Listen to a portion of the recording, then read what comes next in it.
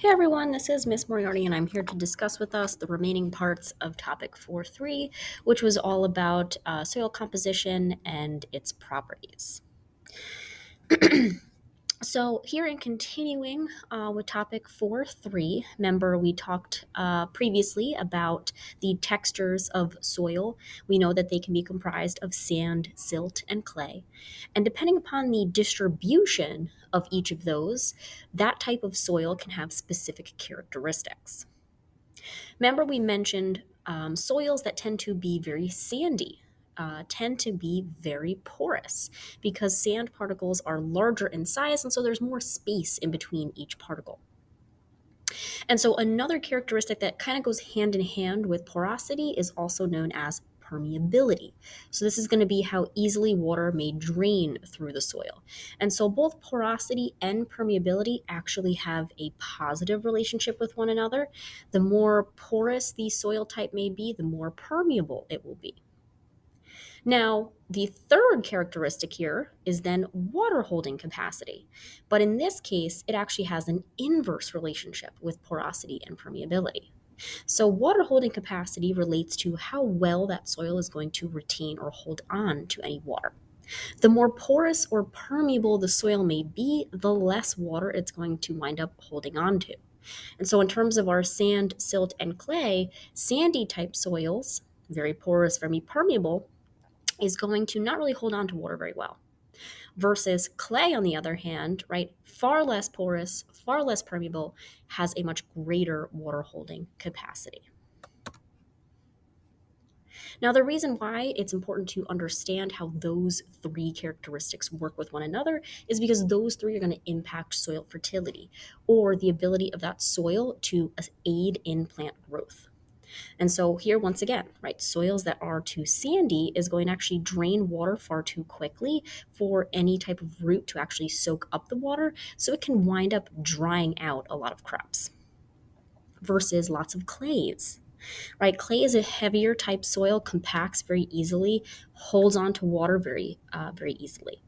What happens here is this can actually waterlog your roots or even suffocate them due to over amount of water. And so, in this case, the ideal type of soil that you would want for plant growth would be a balance of porosity and water holding capacity. So, that would probably get you closer to a loam type soil, which is a nice mixture of our sand, silt, as well as clay. Now, how might we then increase or decrease factors that impact soil fertility? So, first, looking at water, right? We know plants are going to require water for their growth, right? For photosynthesis. So, what could we do to increase the water holding capacity of the soil? We could aerate the soil by maybe adding more decomposers, earthworms, right? Biological activity. We could include or add more compost, humus, organic matter. We could simply just add more clay to the soil since we know clay has lots of water holding capacity.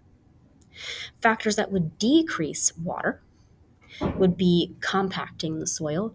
So in this case, that would unfortunately be with the use of heavy machinery or even livestock, right? Because there's a heavy weight on the soils that's going to force the particles closer together, ensuring that it won't be able to hold on to soil. We could see topsoil erosion is going to decrease water holding capacity. The addition of sand or any root loss will also decrease water holding capacity. Now, besides water, nutrients are going to be a key piece for plant growth as well. Thinking back to the nitrogen cycle, the phosphorus cycle, right, we know that those organisms need those types of elements for survival. Now, not only might they need nitrogen and phosphorus, but they also will need things like magnesium, potassium, calcium, and sodium all play a role in the survival of plants. How might we increase specifically soil nutrients? Well, we could add organic matter, right? More humus. We could add more decomposers, right? Adding more decomposers is going to help to recycle any of those nutrients. We can also, kind of similar to increasing our water holding capacity, we could add clay. Now, the reason why clay is going to increase soil nutrient content is because clay in itself is actually negatively charged. And if you notice, some of the nutrients here have positive charges.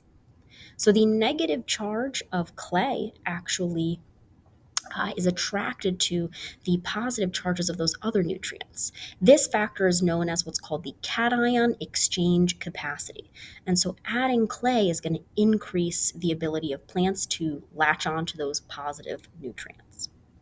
What if our soil type is too acidic? How might we put it back to its original pH? We could do that by adding things like limestone or calcium carbonate, which are bases which are going to help to neutralize any acid in the soil. Factors that decrease soil nutrients would be acid rain, right? Or adding really any type of acidic chemical to the soil is going to leach any of the positive nutrients, not allowing any of those roots to latch onto them. Excessive rains, right? Planting the same crops over and over again excessively is going to deplete really any of those nutrients that we've got listed there. And so lastly, so we know that water, we know that nutrient availability together are important for soil fertility. So how might we test for those things? Well, we can first look at texture, which is what we are currently doing in lab, right? Finding out the percentages of sand, silt, and clay, which we know impacts porosity and permeability. We know permeability is going to impact the amount of water holding capacity that the soil may have, which we know impacts soil fertility. Testing the pH, right? The more acidic the soil is, the less nutrient available it may be.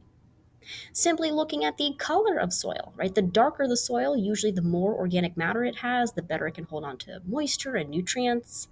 We can also just simply do chemical indicator tests, right? We can test for things like nitrates and phosphates to see if those nutrient levels are at a normal level. All right, guys, that is it for the remaining parts of 4.3. Be ready to complete our soil lab tomorrow in class.